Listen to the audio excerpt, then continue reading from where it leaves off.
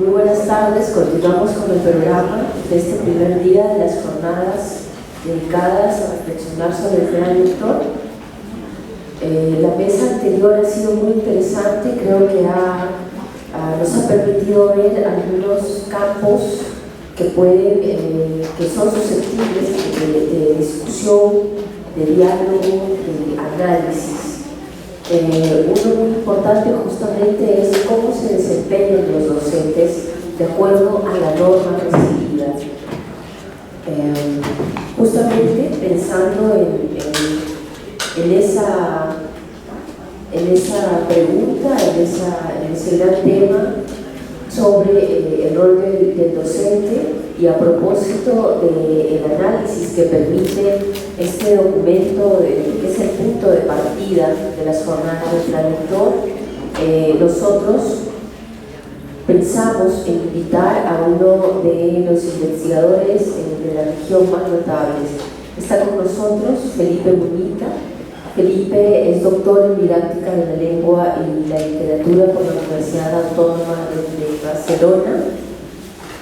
Él trabaja actualmente como investigador asociado del Instituto de Lingüística y Literatura de la Universidad Austral de Chile.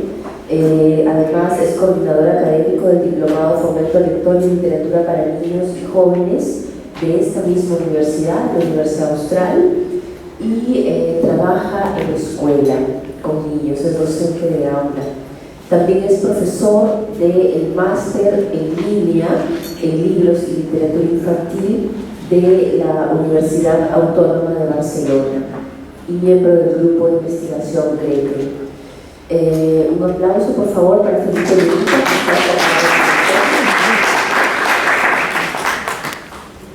Felipe, una vez más, bienvenido. Muchas gracias por estar aquí, por haber venido al libro, por compartir con nosotros nuestras preguntas, nuestras preocupaciones, nuestros intereses sobre la formación de lectores, sobre el fomento de lectura y de manera más específica sobre la manera como hemos venido trabajando esto en Perú. Justamente pensando desde la norma que da lugar a las prácticas de los maestros, el plan lector propone lo que diríamos dos enfoques de lectura. Uno de ellos, el cuantitativo, leer 12 libros, ¿no? La norma vigente indica eso, que los docentes y los estudiantes deben leer 12 libros. Coincide con este enfoque uno distinto, que tiene que ver con más bien un acto más espontáneo, que es el de leer por placer. Mi primera pregunta estaría en ese ámbito, Felipe. ¿Qué significan, qué implicancias tienen estos dos enfoques dentro de las escuelas? ¿Cómo, digamos, es posible su coincidencia, sí o no? ¿Bajo qué condiciones? ¿Y qué resultados podrían eventualmente darnos pensar la formación de lectores bajo estas miradas? ¿Te refieres a lo cuantitativo y a lo placer? Sí. Bueno, muchas gracias una vez más por este espacio de conversación en torno a temas que para todos los que estamos en esta sala son relevantes, ¿no? Como la formación de lectores y en particular la formación de lectores en la escuela. Y en ese sentido, antes de tomar la pregunta, no quisiera comenzar sin antes agradecer a las personas que me antecedieron aquí, porque realmente muestran cómo desde escuelas que están comprometidas y con personas que están comprometidas con el trabajo de la formación de lectores se pueden hacer experiencias muy interesantes, ¿no? Como las que mostraron Connie, Yuta y Mónica. Pensaba, por ejemplo, en lo interesante que resulta para un chico y una chica de quinto, sexto año básico de primaria ir a leer sus propios cuentos a los niños pequeñitos, ¿no? El reforzamiento que hay en un gesto como ese de la autoimagen como lector, por ejemplo, como lectora, ¿no? Que es algo relevante para la construcción de hábitos lectores. En fin, cuestiones que me fueron surgiendo a la luz de la experiencia de ustedes.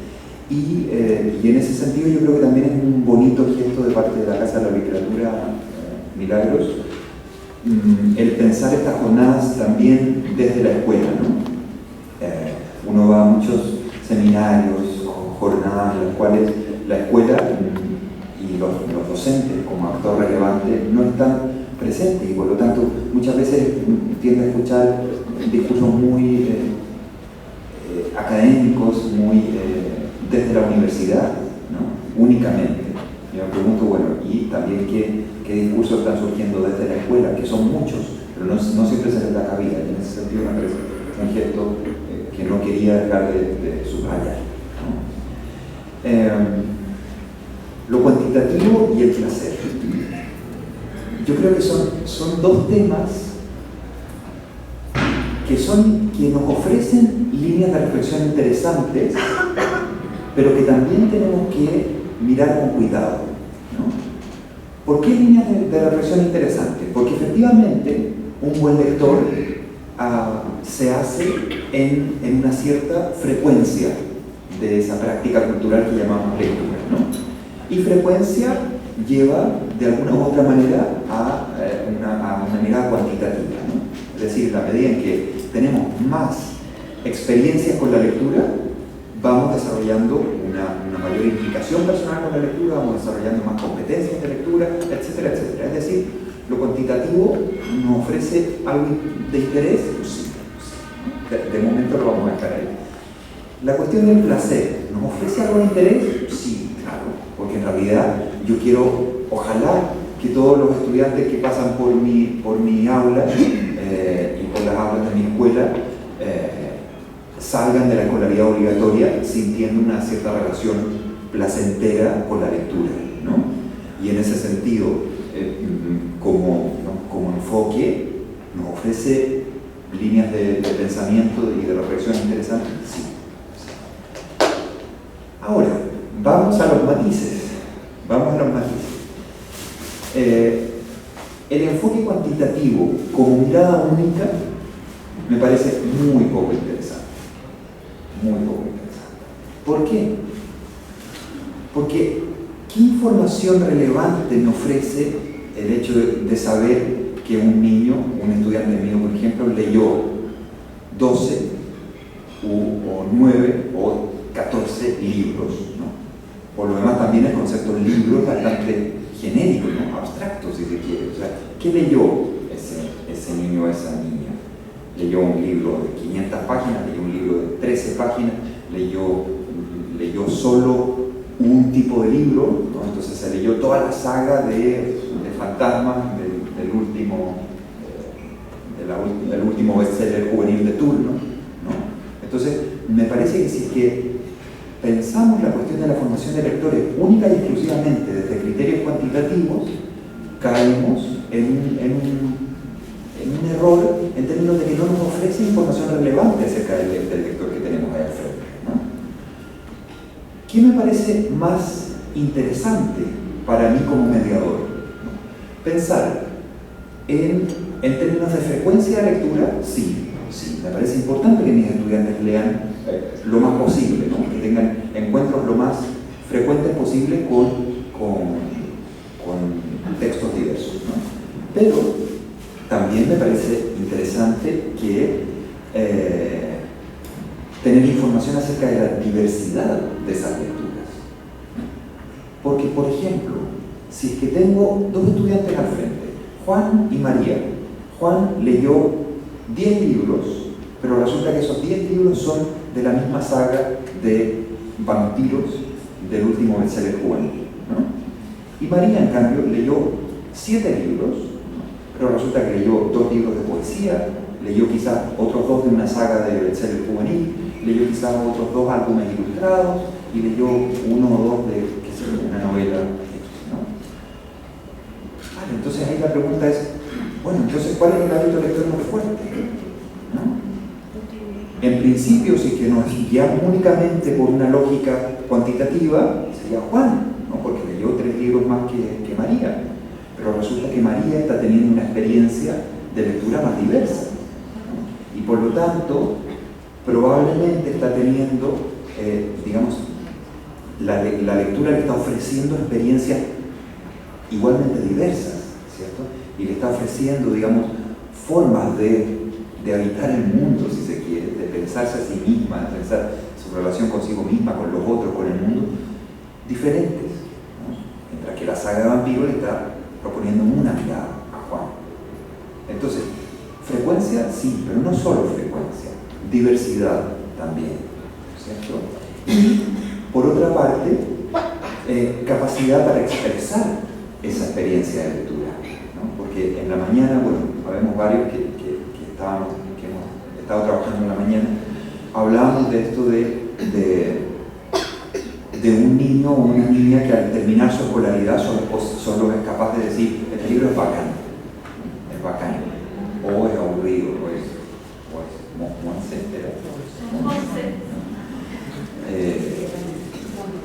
voy aprendiendo ya. Entonces, quizás leyó, no sé, toda la saga de nuevo vampiresca, pero no es capaz de desarrollar su experiencia de lectura. Quizás vivió una experiencia de lectura muy movilizadora en su interior, pero no es capaz de articular un cierto discurso sobre esa lectura, ¿no? Cosa que también a mí como mediador me interesa, ¿cierto? Me interesa que mis estudiantes sean capaces de decir, mira, esta novela me tocó por esto y esto, ¿no? O este poema me parece atractivo por esto y esto, ¿no? Es decir, yo creo que son varios los elementos que conforman el hábito lector, no solo la periodicidad, no solo lo cuantitativo. Y ahí, si es que pensamos en una política pública o en una norma que esté casi exclusivamente centrada en lo cuantitativo, yo tomaría cierta distancia de esa norma como política pública, ¿no? Ojo, puede ser un primer paso, pero debiésemos avanzar más todavía. Entonces, eso en primer lugar, sobre lo cuantitativo. Y en segundo lugar, la cuestión del placer, ¿cierto? Evidentemente que yo quiero lograr que mis estudiantes gocen con la lectura. Por supuesto que quiero lograr eso, ¿sí? Y por lo tanto, los discursos del placer de la lectura me ofrecen, digamos, me ofrecen líneas interesantes de trabajo, ¿no? Pero quisiera lanzar una pregunta. Entonces, ¿debiese ser el placer el único gran objetivo escolar en relación con la formación de lectores? Yo creo que no. ¿Por qué no? Por varias razones. En primer lugar, porque el placer, y lo comentábamos en alguna otra conversación con Milagro, es el placer de la lectura es un placer cultural, no natural. Es decir, se construye, ¿cierto? Toda práctica cultural es una práctica construida, ¿no? Claro, a veces tendemos a pensar que es natural, porque el niño nació en una familia, qué sé yo, donde se lee mucho, donde ve leer, entonces, bueno, de manera natural agarró un libro y ya tiene un hábito lector más o menos consolidado.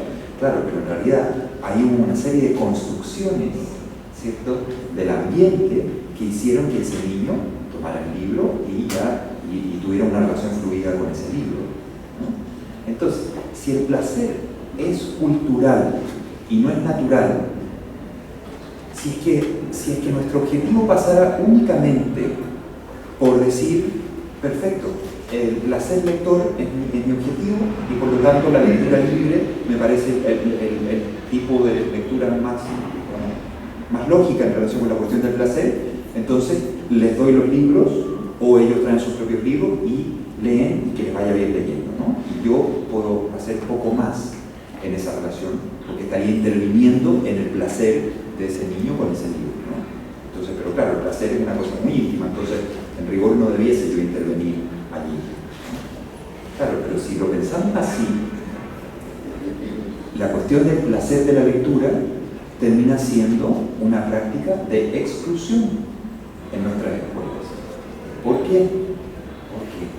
Porque resulta que el placer sin intervención mediadora lo van a experimentar aquellos niños que ya vengan con unas ciertas herramientas para sentir placer con ese libro, ¿no? Porque ya han construido, digamos, en sus espacios de socialización, en su familia, en su entorno, ya han construido ciertas herramientas que les permiten sentir el placer. Pero pensemos ahora en Roberto. Roberto viene de una casa en la que jamás vio leer, jamás vio un libro, ¿no? Sus padres no tienen una relación fluida con el mundo de la cultura escrita, quizás no llega ni un periódico a esa casa.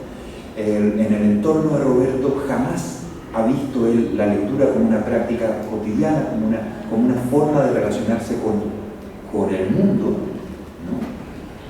Y yo me pregunto, si es que dejo a Roberto solo, mira, toma, lee y siente placer, ¿Roberto va a sentir placer? No estoy seguro, no estoy seguro. Porque si la lectura es una práctica cultural, por tanto, una práctica que se construye, ¿no? Nuestro objetivo debiese ser no el placer en el otro, sino más bien construir las condiciones para hacer posible ese placer en el otro, ¿cierto?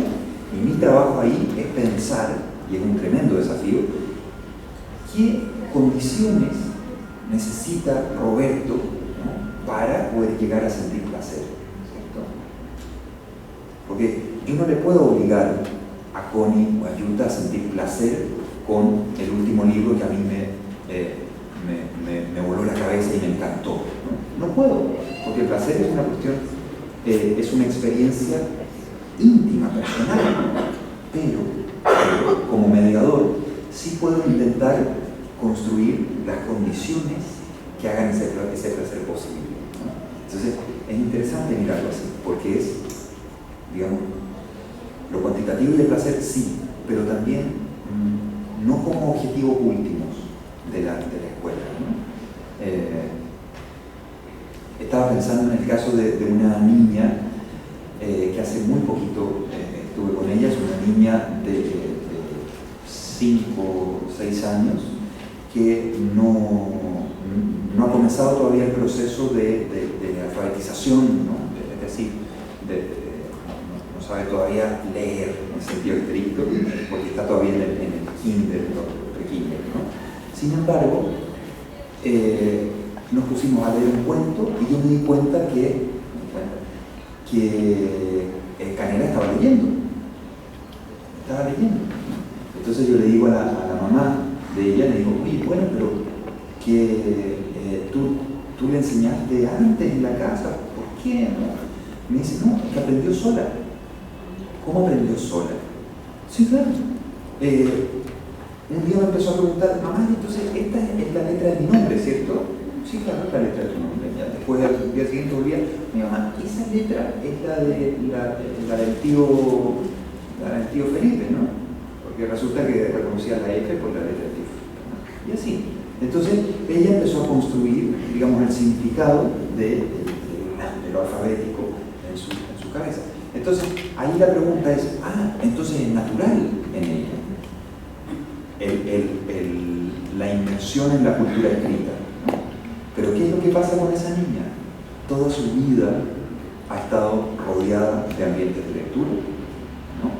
Van con su madre a una muy buena biblioteca pública que tienen en su barrio y cada semana sacan una montaña así de libros porque ella lo único que quiere es leer más y más libros o que su madre se los lea, etc. Juegan mucho a leer con su madre y su padre, ¿no? Entonces digamos, ha vivido desde la cuna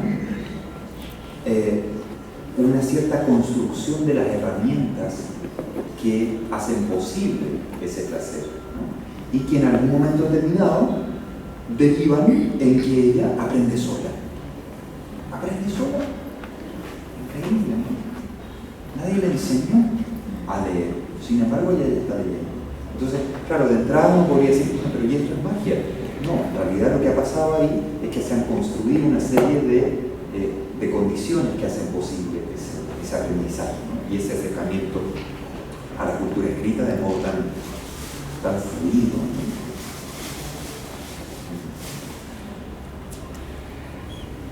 En ese sentido, Felipe, ¿cómo podemos pensar desde la escuela en la construcción del hábito lector? En todo caso, preguntaría desde tu experiencia como docente, como investigador, ¿qué dificultades has encontrado para la construcción del hábito lector en distintos contextos y cómo estas dificultades han sido efectivamente superadas o podrían superarse? Yo creo que una dificultad clave, una dificultad muy común en nuestros entornos, en nuestros países, en realidad, estoy pensando ahora a nivel más regional, ¿no? En América Latina, es la disponibilidad de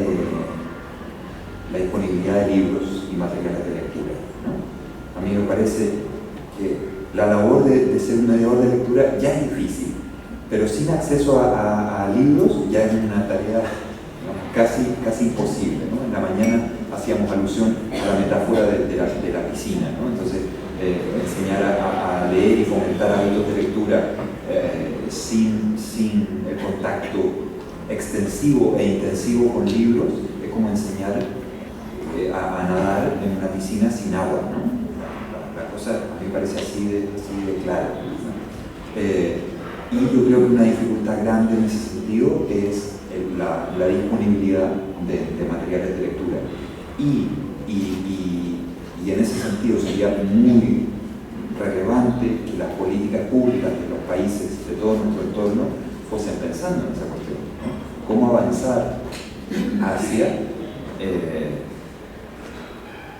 la implementación de bibliotecas escolares bien surtidas, de bibliotecas escolares variadas, de bibliotecas escolares con una buena diversidad de materiales, ¿no?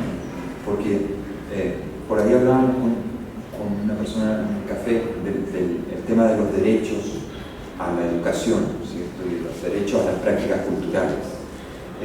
Y yo pensaba, mientras escuchaba a esa persona y escuchaba también las ponencias de las colegas, pensaba en Natalie, que es una estudiante que comentamos con la gente que estuvo en la mañana, que es una estudiante de sexto año básico de la región de la Araucanía, de la zona mapuche, en el sur de Chile, que vive en un pequeño poblado donde no hay una biblioteca municipal, ni siquiera mala, no hay, donde, digamos, el contexto socioeconómico del entorno es más bien lejano al mundo de la cultura escrita.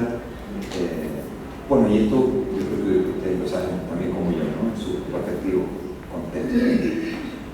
Pero sin embargo, en la mañana veíamos que Natalie es una gran lectora, que Natalie siempre habla de la lectura con sus amigas y amigos, que Natalie se acaba de leer las Crónicas de la Torre de Laura Gallego, que son unos libracos así, pero que no solo lee las sagas de Laura Gallego, sino que también le encanta la poesía, le gustan los libros álbumes, ¿no? Natalie está empezando a escribir poesía ahora, ¿cierto? Y yo pensaba en esto del derecho a las prácticas culturales, ¿no? ¿Y qué pasó ahí? Pasó principalmente una cosa. Natalie va a una escuela que tiene una excelente biblioteca escolar, excelente, muy buena, ¿no? Y que además no solo tiene una excelente biblioteca, sino que tiene también un excelente equipo docente, un equipo directivo, porque desde el director hacia abajo están todos pensando en la cuestión de la lectura, no solo la profesora de comunicación, sino que todos como equipo están pensando qué es lo que hacer, ¿no? Para fomentar la lectura, para movilizar y dinamizar esa biblioteca alucinante que tienen. Porque fíjense que en el poblado de al lado llegó la misma biblioteca alucinante que en la escuela de Natalie, y sin embargo esa biblioteca parece letra muerta, ¿no? Porque no hay mediadores, porque no hay un equipo docente directivo que esté pensando cómo dinamizar esa biblioteca, ¿no? Entonces, es interesante porque resulta que Natalie está viviendo un proceso de expansión en el sexto básico, un proceso de expansión de su propia vida, ¿no? En términos de comenzar el proceso creativo, ¿no? De poesía, en términos de poder hablar con sus amigas y amigos acerca de sus lecturas. Es decir, ahí están pasando muchas cosas que tienen que ver con el derecho a las prácticas culturales, ¿no? Con el derecho a la cultura. Y digo cultura no en el sentido de un patrimonio de obras, digo cultura en el sentido de una forma de relación conmigo mismo, con los otros y con el mundo, ¿cierto? Pensemos la cultura así, como una forma de relación con. Entonces, ¿qué puede jugar, qué rol puede jugar una biblioteca escolar en ese contexto? Enorme, enorme. Pensemos las posibilidades que ofrece para, por ejemplo, la construcción o reconstrucción del tejido social, ¿no? En un u otro contexto. Entonces yo creo que, uno, disponibilidad de libros, sí, y dos, equipos docentes y directivos que estén pensando en cómo dinamizar esas bibliotecas, ¿no? Claro, por supuesto que es difícil avanzar de golpe hacia los estándares internacionales, ¿no? Yo estaba pensando cuando decían, sí, hay una pequeña biblioteca en la escuela, ¿no? Cuando en realidad los estándares internacionales hablan de que una buena biblioteca escolar debiese tener 10 libros por alumno. Esas son las recomendaciones de la IFLA, que es el Organismo Internacional de Biblioteca Escolar de Bibliotecas de la UNESCO. 10 libros por alumno. Entonces yo pensaba en los colegios de algunas de las colegas que pusieron recién, de 1.700 alumnas, ¿no? Claro, eso, si seguimos esas recomendaciones, debiesen ser 17.000 libros, ¿no? Bueno, estamos un poquito lejos. Chile, por ejemplo, Chile ha tenido, desde la vuelta a la democracia, una política pública de implementación de bibliotecas escolares. Y Chile es un país que hoy está en promedio aproximado de 6 libros por alumno en sus bibliotecas escolares, ¿no? Es decir, en muy poco tiempo ha dado pasos de gigante realmente, en términos de la dotación de espacios bibliotecarios. Claro, por supuesto que en los países de nuestro entorno, en nuestra región, no es fácil, ¿cierto?, lograr esa dotación de buenas bibliotecas en todas las escuelas, pero yo creo que es algo que tenemos que mirar, ¿no? Y que es, tú me preguntabas por las dificultades, ahí hay una enorme dificultad. Y me gustaría comentar una segunda dificultad que tiene que ver con, yo les decía recién que la escuela de Natalie es todo el equipo docente directivo el que está pensando la cuestión de la lectura, ¿no? Entonces, yo creo que una segunda dificultad grande es cuando un mediador se encuentra remando solo en el océano de la lectura, ¿no? Del fomento de la lectura. Porque la cuestión de la lectura requiere miradas globales, requiere miradas interdisciplinarias, y por eso me encantó la experiencia por ejemplo, de estar leyendo en ciencias sociales, ¿cierto?, ese libro que ya me dieron ganas de comprar. ¿En qué momento se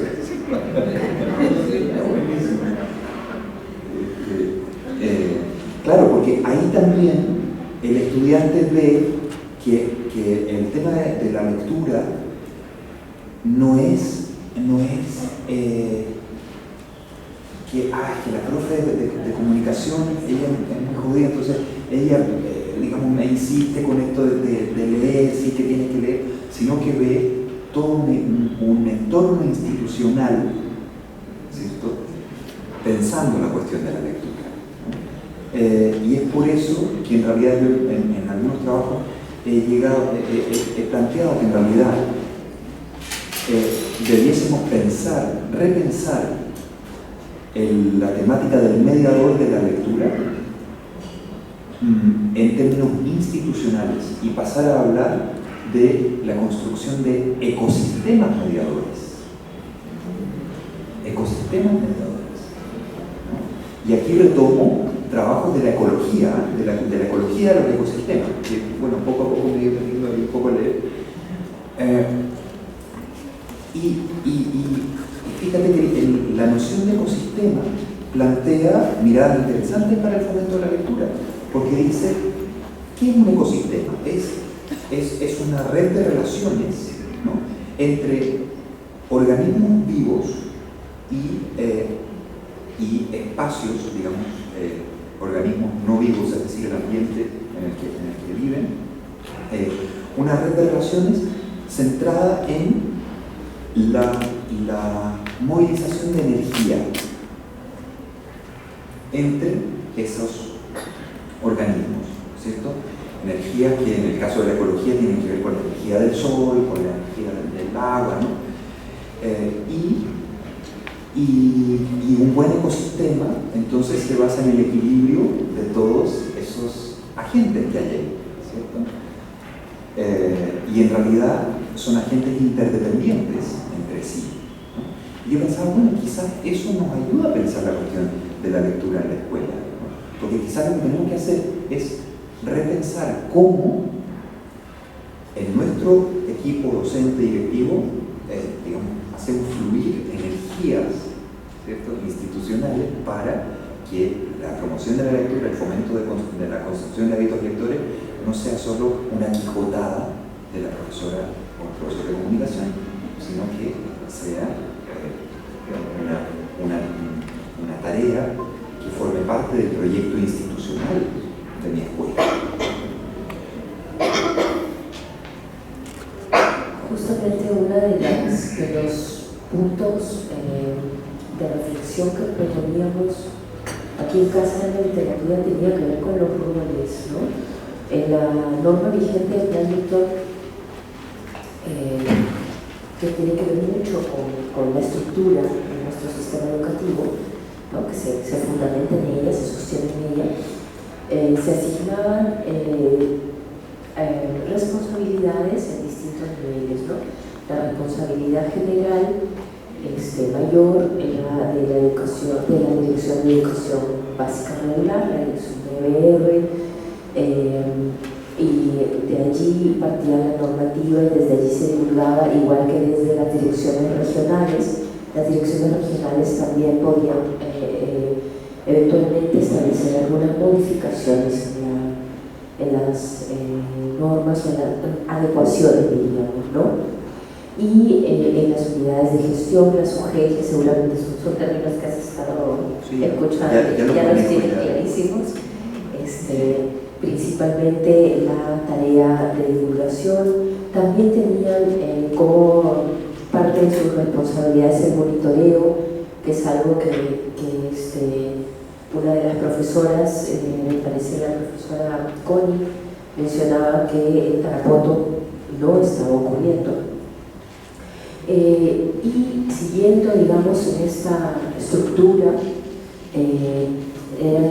tenían las responsabilidades de la institución educativa, que tenía que ver con la creación de un plan lector en el que participe toda la institución, que me parece apuntaría en un caso ideal a esta noción de ecosistema, ¿no?, mediador, o ecosistema de mediadores, donde la lectura podría efectivamente, en este sentido plan lector, podría efectivamente ser transversal, y entonces trabajar un poco como está trabajando la profesora Yuta con su colega Liliana, ¿no?, que son ciencias sociales y comunicación de la mano, planteando con, digamos, las mismas lecturas, planteando miradas distintas, ¿no? Y de manera específica, ya las responsabilidades del docente. Sucedía que por el contexto en el que surge el plan lector, que tiene que ver con la ausencia de bibliotecas escolares, por ejemplo, y de bibliotecas de aula, que son circunstancias extendidas en nuestro país, aunque se está trabajando ya en ello, estamos dando los primeros pasos. Entonces, la labor del docente era muy amplia. Por un lado, el docente tenía que encargarse de gestionar los libros, no solo de seleccionarlos, sino también de gestionarlos. Me parece que la profesora Connie ahí ha contado una cosa interesantísima que está por explotar, me parece, la conversación con ella, que ellos, es muy peculiar lo que usted contó, profesora, que ellos eligen un corpus de lectura y piden a una editorial que promueva la edición. Eso, si uno mirara la cadena de libros, eso está generando una dinámica, ¿no?, inversa. Normalmente el autor busca un editor, ¿no?, un editor, y este editor pues va a trabajar toda la propuesta, en fin, ¿no? Y acá, y el libro va a llegar al lector. Acá es al revés, el lector está diciendo. Entonces hay una inversión ahí muy interesante. Pero vuelvo a al punto que quiero llegar. Entonces el docente selecciona textos, gestiona los libros, además tiene que relacionarse, sí me parece importante, con el padre de familia, en este caso para persuadirlos de la pertinencia, ¿no?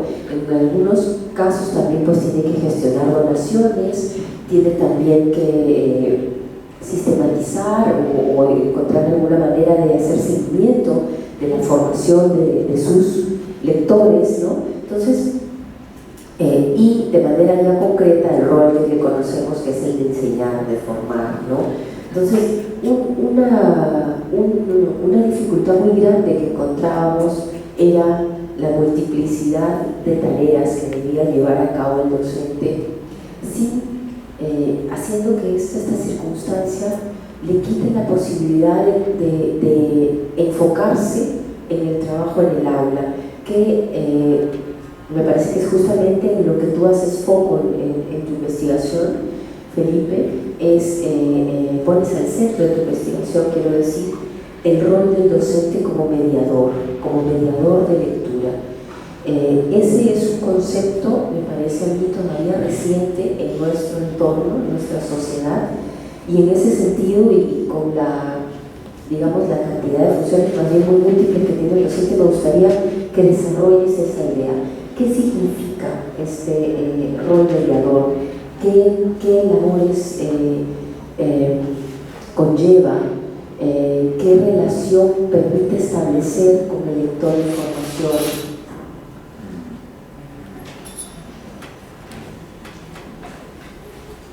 Yo creo que son muchas las oportunidades de mediación al interior del contexto escolar, ¿no? Son múltiples. El aula de lengua y literatura, de comunicación, puede ser un espacio de mediación a la lectura. Las aulas de otras asignaturas lo pueden ser también. El espacio bibliotecario lo puede ser también. Ahora, claro, si es que le estamos pidiendo al mismo docente que, además de todas las labores de mediación propias de su asignatura, tenga que, por ejemplo, gestionar los libros, ¿no?, a nivel de gestión bibliotecaria, estoy hablando. Yo creo que ahí también estamos abusando un poco de la... Bueno, lo decía en un inicio José Antonio de la OEI, ¿sí? Esto de que cuando se le pide al docente hacer absolutamente de todo. Entonces, yo creo que habría que tener cuidado con eso. ¿Por qué? Porque se pierde el foco a veces con aquello que realmente debiésemos centrarnos, ¿no? Que es, pensemos en el concepto mismo de mediador, esta idea de ser un puente entre el niño y el libro, ¿no? Esa es la idea central de la noción de mediación.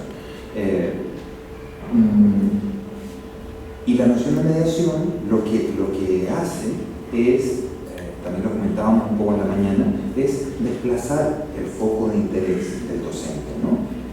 Desde los contenidos disciplinares hacia las personas que viven procesos de apropiación de esos contenidos y esas prácticas, ¿no? En el caso de la lectura y la escritura, que también no hay solo contenido a tomar en cuenta, sino que también prácticas sociales de lectura y escritura.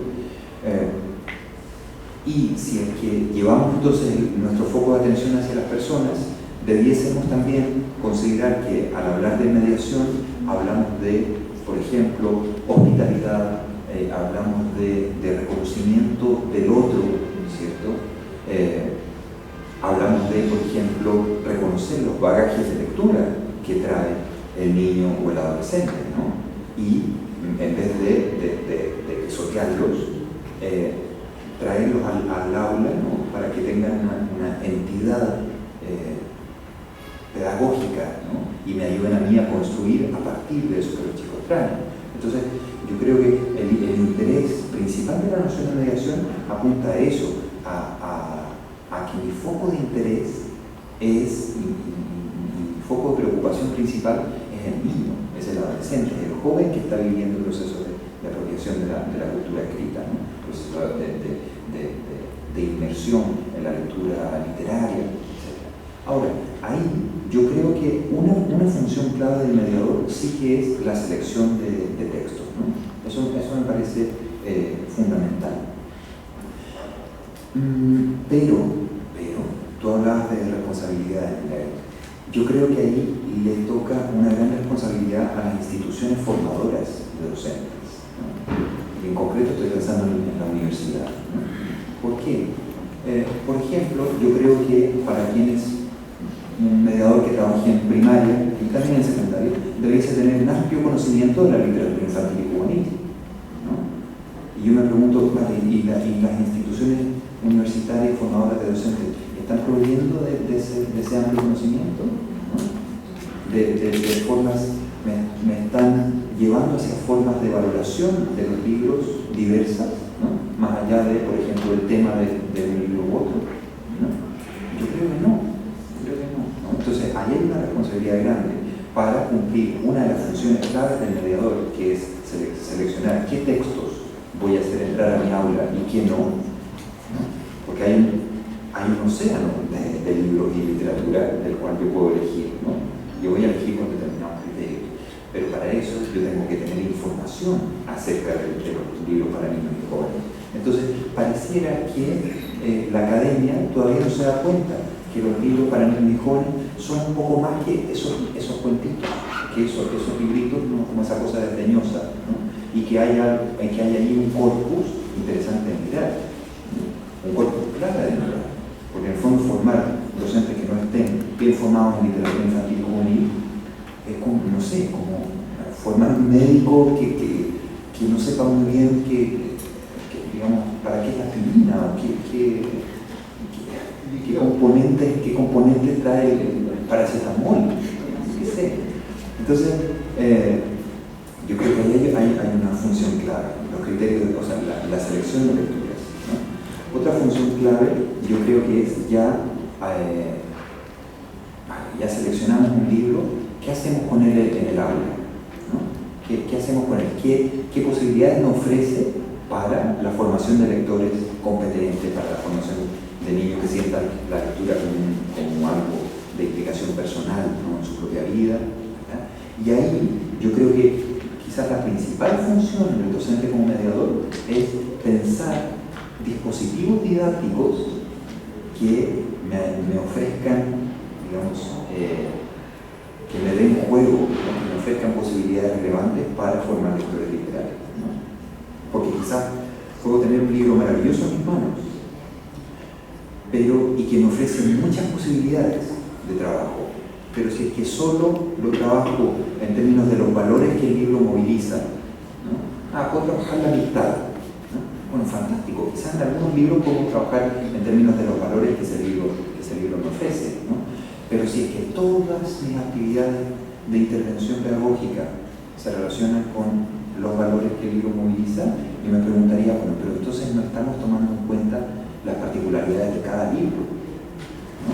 El proyecto estético de cada libro, como por ejemplo la ilustración establece un diálogo con el texto, en el caso del libro Alma, por ejemplo, ¿no? Entonces, claro, selección de textos, pensar qué dispositivos didácticos me van a servir para formar lectores, ¿no? Yo creo que ahí hay dos funciones clave. Y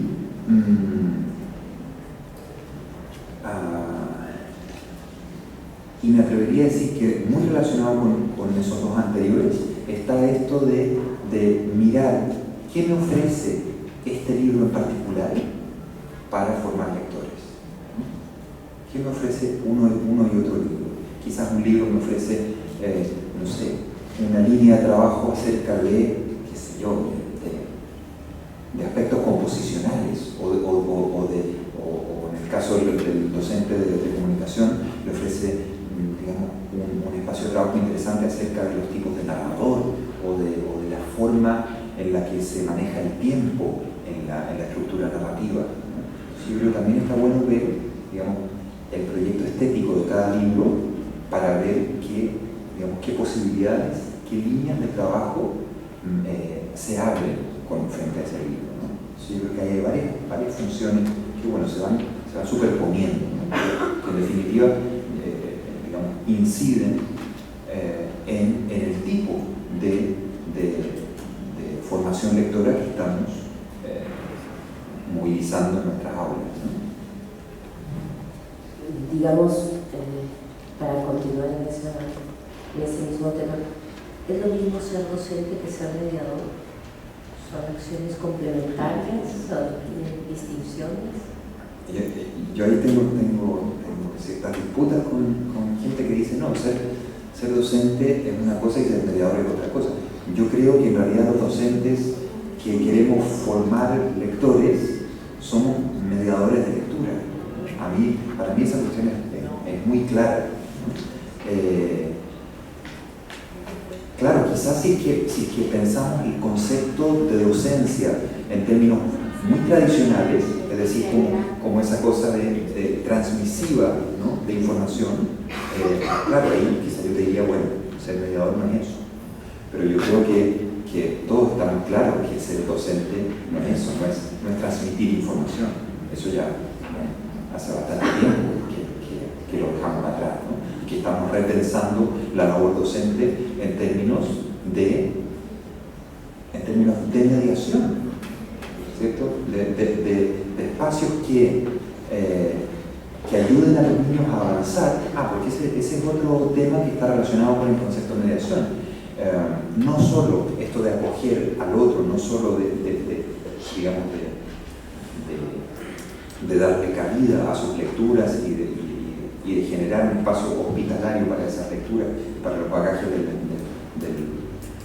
niño o niña como lector, sino que también esto de cómo lo hacemos avanzar hacia otros corpus, hacia la lectura quizás de libros que sin la intervención de un mediador le serían ajenos o le quedarían muy lejanos, ¿no?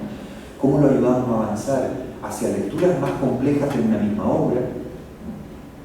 Porque en la base de la noción de mediación hay una idea clave, que es la idea de progreso, ¿cierto? Queremos ayudar a los niños a progresar, ¿no? Queremos que a través de nuestra actividad, de nuestra intervención, sean capaces de leer, ¿no?, de manera diferente a cómo leerían sin esa intervención nuestra. Y por eso es que volvemos a la vieja discusión de lecturas libres o lecturas obligatorias, ¿no? Porque mucha gente dice, no, es que en la escuela ya no tiene que haber más lectura obligatoria. Yo no estoy tan de acuerdo. De hecho, no, estoy en desacuerdo. Yo creo que sí que tiene que haber lecturas obligatorias, porque son los espacios que me permiten a mí guiar una lectura. Si es que dejamos todo al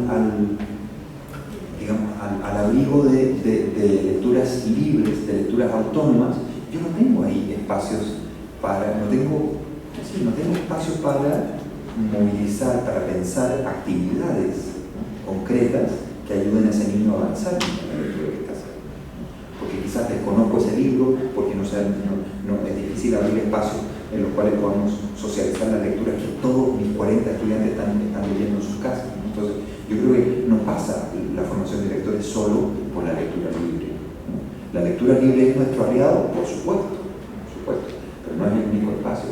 Me estaba acordando de una experiencia que vi en una escuela en Barcelona, una escuela que funciona realmente como un ecosistema mediador, con todas sus reglas.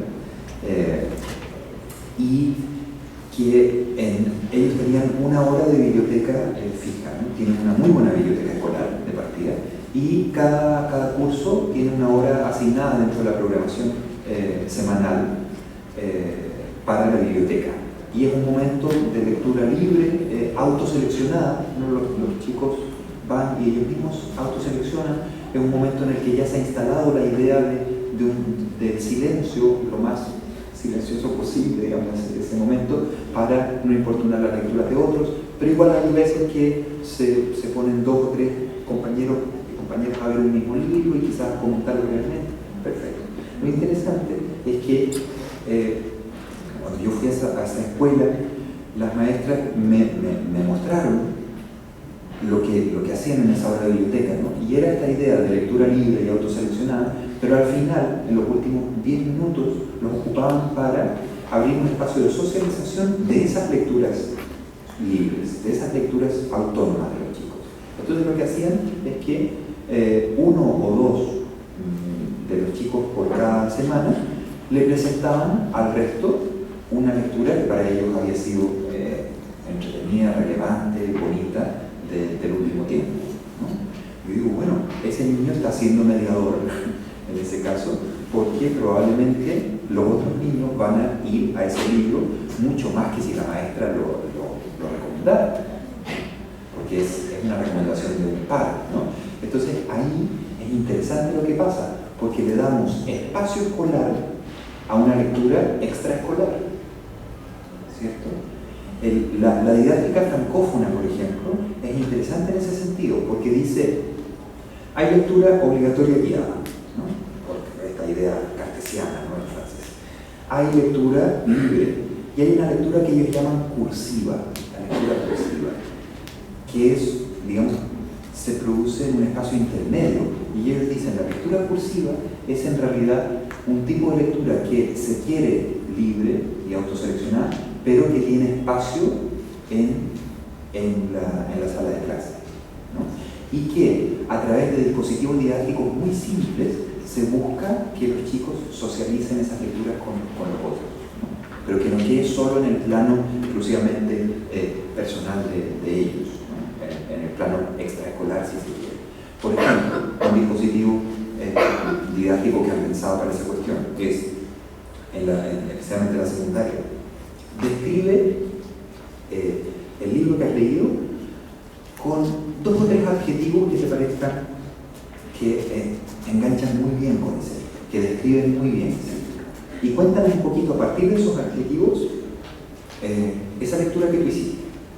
Entonces, es una lectura que hace el niño en su espacio privado, el joven en su espacio privado, pero que tiene una cabida también y tiene un cierto nivel de acompañamiento por parte del docente, ¿no? Entonces es interesante porque en el fondo nos lleva a pensar en un cierto equilibrio entre la cuestión de guiar lecturas obligatorias y la cuestión de las lecturas completamente libres que hacen los chicos en su espacio personal.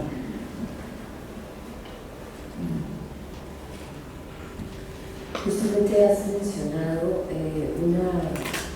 una de las tareas o responsabilidades de los docentes que creo que generan más preguntas en nuestro medio, porque se vinculan también con la poca disponibilidad de libros, tanto en el entorno comunitario como ya dentro de la escuela, y es el de la selección de los textos para leer. ¿Qué criterios debe tomar en cuenta el docente mediador para seleccionar los textos que va a trabajar con sus estudiantes? ¿Qué criterio propondría? Yo creo que siempre tenemos que pensar en una diversidad de criterios, ¿no? Hay muchos autores que dicen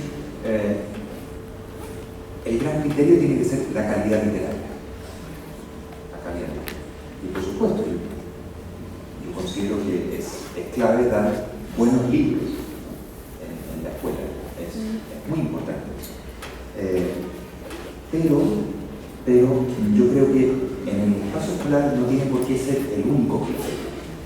Es un criterio muy necesario de tener en cuenta, sí, porque soy el primero en decir, ojalá podamos dar los mejores libros posibles a nuestros estudiantes, ¿no? Que se formen como lectores en el encuentro con los mejores libros posibles, con libros que que escapen a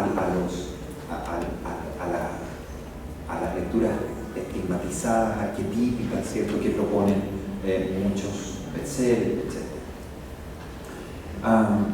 Pero en la escuela lo que tenemos que hacer es pensar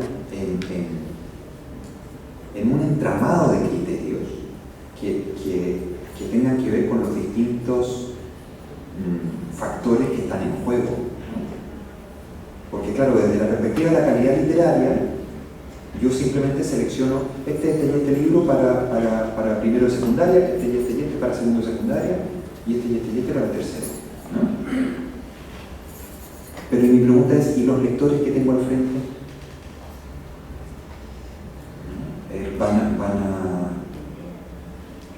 ¿Han construido ya unos itinerarios de lectura, por ejemplo, que les permitan abordar esos libros con una cierta fluidez? ¿No? Quizás sí, quizás no. Entonces yo creo que también un criterio debiese ser mirar los bagajes de lectura de los estudiantes y un poco intentar partir de, digamos, pensar como punto de partida lo que ellos ya han leído, ¿no? Otros dicen, claro, tiene que haber un criterio muy centrado en la subjetividad del profesor, ¿no? Es decir, lo que a mí me guste como profesor tengo que llevarlo. Sí, bueno, me parece importante compartir con mis alumnos lecturas que a mí me gusten, sí, pero tampoco puede ser un criterio único, ¿no? Porque necesitamos también ofrecer experiencias diversas de lectura. Por ejemplo, yo creo que otro criterio interesante a considerar es un criterio más bien ideológico, ¿no? ¿Qué tipo de lecturas queremos ofrecer a nuestras nuevas generaciones, ¿no? ¿Qué miradas de mundo queremos ofrecerles a nuestras nuevas generaciones, ¿no? Entonces, finalmente, un entramado de criterios, ¿no? Porque, por ejemplo, por dar un ejemplo,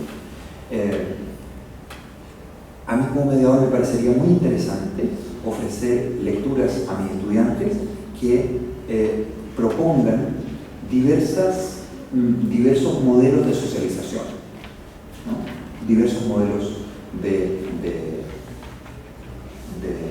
conformación familiar, por ejemplo, ¿no? Y de hecho hoy día hay mucha producción interesante de literatura infantil y juvenil que, digamos, son tramas basadas en familias monoparentales o por ejemplo, en parejas homosexuales, o en esta idea de la aceptación de la muerte como parte del ciclo de vida, etc. Es decir, la literatura infantil y juvenil ha ido abordando temas que hasta hace muy poco eran tabú, ¿cierto?, en nuestra relación con la infancia. Y entonces, detengamos un momento en la cuestión de los modelos de socialización y de los modelos familiares que ofrecemos en los libros para niños y jóvenes, ¿no? A mí me interesaría que los niños con quienes trabajo tuviesen una mirada amplia, ¿no?, de las distintas formas de familia que hay hoy día, por ejemplo, de las distintas opciones, digamos, sí, familiares, o de las distintas opciones de pensar el amor, por ejemplo, si se quiere. Ok, entonces yo voy a decidir darle un libro sobre una pareja homosexual, ¿vale? Ahí hay un criterio ideológico, ¿no? Y estoy pensando en libros como Rey y Rey, por ejemplo, que es de dos jóvenes hombres que finalmente se hacen pareja, ¿no?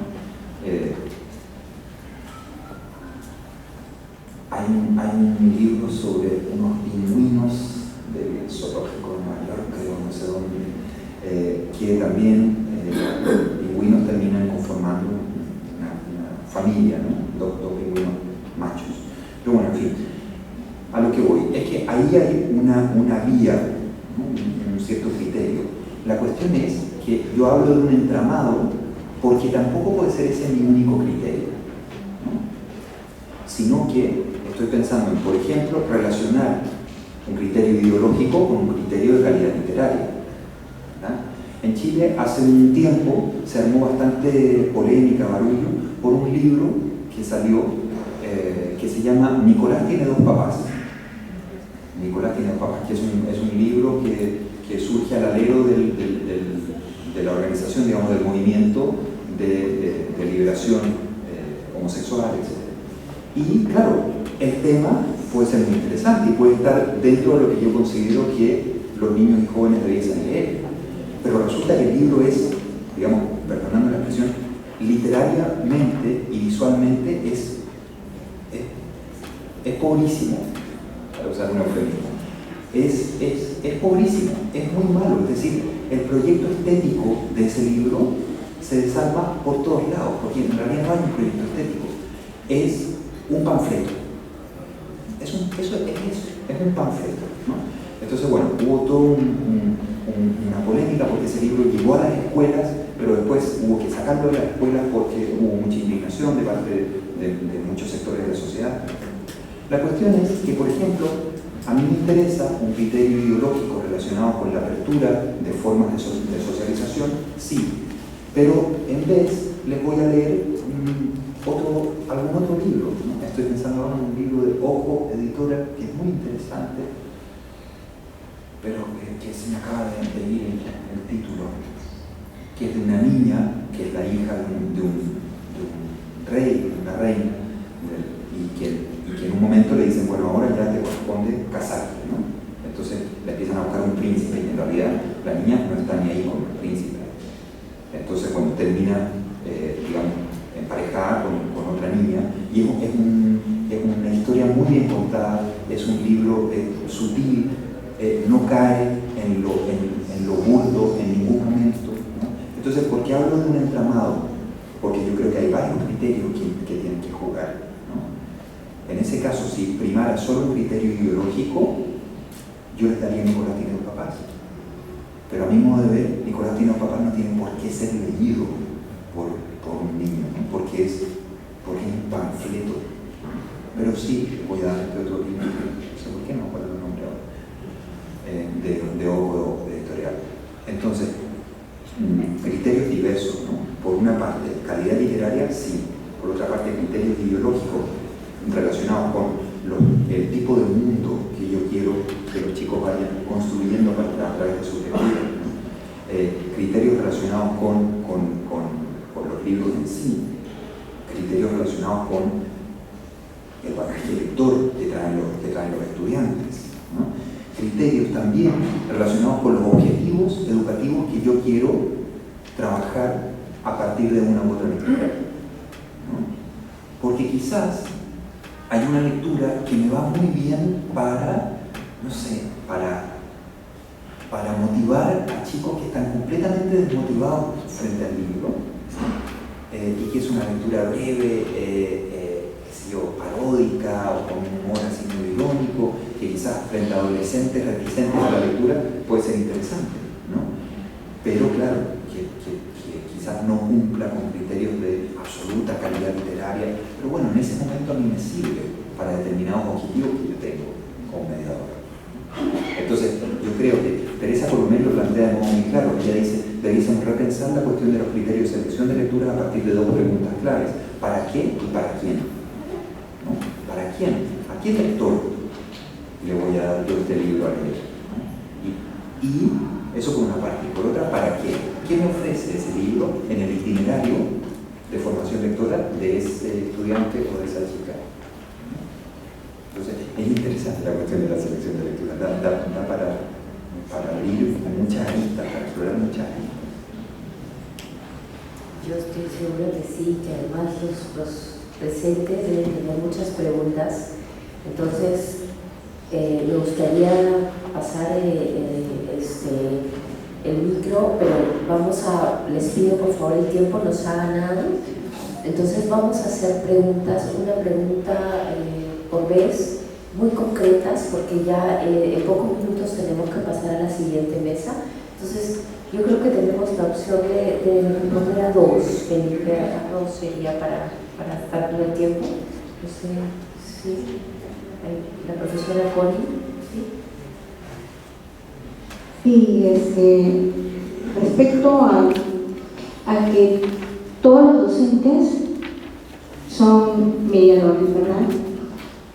Yo creo que aquí tendría que haber una revolución para cambiar ese concepto desde las instituciones de formación docente, formación inicial, porque estamos trayendo docentes que nos ponemos a diversas áreas, por líneas o especialidades, pero todos tenemos que ir en la escuela, por eso es que no hay esa red que habla, que bueno, es tarea del profesor de comunicación. Pero si desde el inicio, desde la formación, ya vendríamos con esa idea, trabajáramos esos conceptos, entonces vamos a tener realmente una institución educativa en el que todo es una red, todo es un ecosistema, ¿no? Yo creo que ahí tendría que empezar esa transformación, porque una vez que ya salimos, ya depende del profesor cambiar esos conceptos. Y a veces es bien difícil por la comodidad de lo que eso implica. O sea, no asumir responsabilidad. Yo creo que eso es así como estoy pensando. Sí, totalmente de acuerdo. Sí. ¿Están de acuerdo? En realidad, más que seguir comentando en la misma línea, podemos seguir dando paso para otra pregunta. ¿Hay alguna pregunta para el profesor?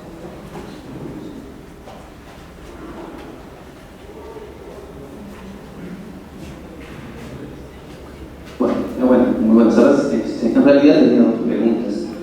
Una en cuanto a repensar la escuela como condición física, ¿no? Para lo que usted señala, los cambios cualitativos que usted en su discurso ha señalado.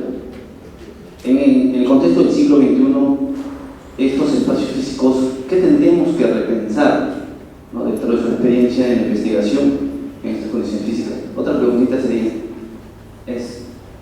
¿cómo desafiamos estos criterios para la selección temática y no caer en una condición de adoctrinamiento a los niños y adolescentes, ¿no?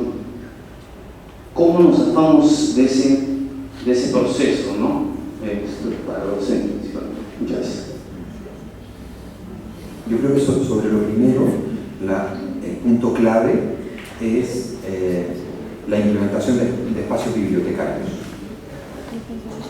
dentro de la escuela. Y estoy pensando no solo en bibliotecas de aula, estoy pensando tú hablabas de los espacios físicos, estoy pensando en buenas bibliotecas escolares, es decir, institucionales. A mi modo de ver, ese sería el gran cambio en términos de espacios físicos. Eso por una parte. Y por otra parte, claro, la mirada esta a un posible adoctrinamiento, ¿no? Yo creo que en la medida en que vuelvo a un punto que señalé antes, ¿no? La diversidad, la palabra clave es diversidad. Si es que un lector se forma leyendo muchos tipos de libros que proponen miradas del mundo diferentes entre sí, que proponen acercamientos a un mismo tema distintos entre sí, que proponen proyectos estéticos, no solo éticos también, que proponen proyectos estéticos diversos entre sí. Yo creo que es la mejor manera de zafarse del adoctrinamiento, ¿no? Te pongo un ejemplo en términos de la alfabetización visual, ¿no? A mí me cuesta mucho con mis estudiantes en la universidad sacarlos de la idea del imaginario de que una buena ilustración para niños es en realidad una ilustración muy edulcorada, muy Disney, ¿no? Para decirlo rápido. ¿Por qué? Porque probablemente esos estudiantes vivieron toda una infancia de mucho imaginario Disney. Entonces, si es que yo llego con un libro álbum por ejemplo, de Kieta Pakowska, ¿no? Que es una ilustradora muy interesante, pero que propone son verdaderos museos sus álbumes, ¿no? Proponen una mirada figurativa, abstracta, ¿no? Acerca por ejemplo, cuentos tradicionales. Lo primero que hay ahí es rechazo, es decir, no, es que en realidad esto no es para niños. No es para niños, ¿por qué no es para niños? no, porque en realidad la ilustración es rara, ¿no? Entonces, claro, si es que te formas en un solo imaginario visual, lo que pasa es que hay una suerte de adoctrinamiento, ¿no? Porque cualquier cosa que escape, cualquier propuesta estética que escape de ese imaginario visual, ya no es, no, en realidad no, esto no es para niños, ¿no?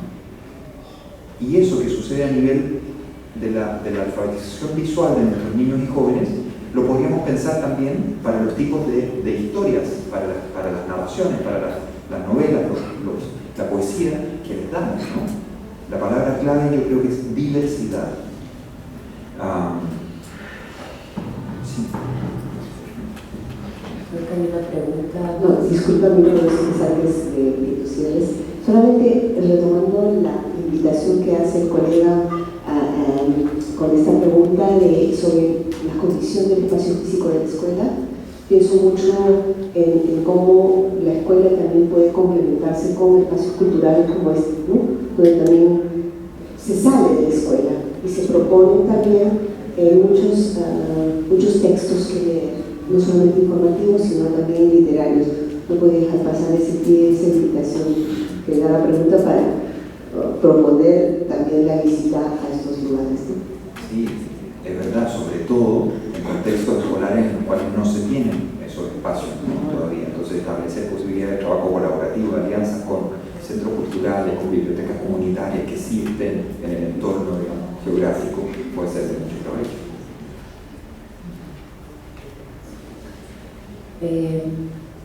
El tiempo nos ha rebasado y la siguiente mesa debe empezar ya. Yo pienso que ha habido muchos temas muy interesantes. Vienen los siguientes días y vamos a estar con Felipe para seguir conversando con él. Yo, a manera de cierre y así muy arbitrariamente, voy a subrayar una de las tantísimas ideas importantes que se han dicho en esta conversación con Felipe, y es el derecho que tenemos como ciudadanos a tener bibliotecas municipales, bibliotecas regionales, bibliotecas escolares. Ese es un derecho y creo que en un Estado de Derecho a nosotros nos toca construir esa demanda, exigirla, trabajar para que todo eso se cumpla.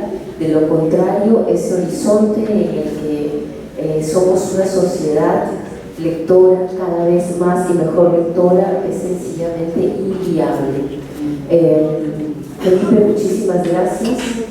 Creo que has dejado muchas ideas muy, muy importantes para pensarlas, para soñar con ellas esta noche y retomar nuestro asedio obsesivo al plan lector en los días siguientes. Gracias, Felipe. Gracias.